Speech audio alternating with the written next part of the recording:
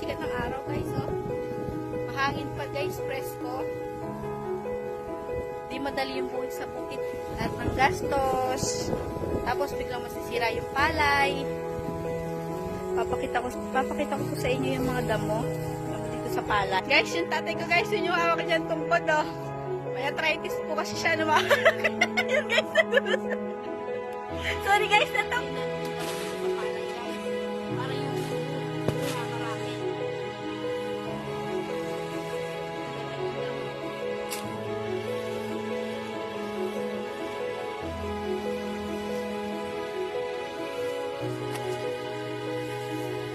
Ano ko lang yung tatay ko. Ayun yung asawa ko guys. Hindi guys, ang dami dyan ng palay.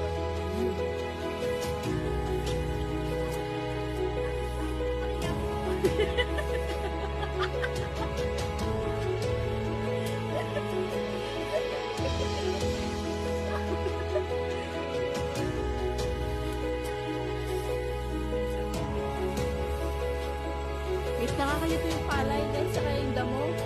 Baka palay yung magunit.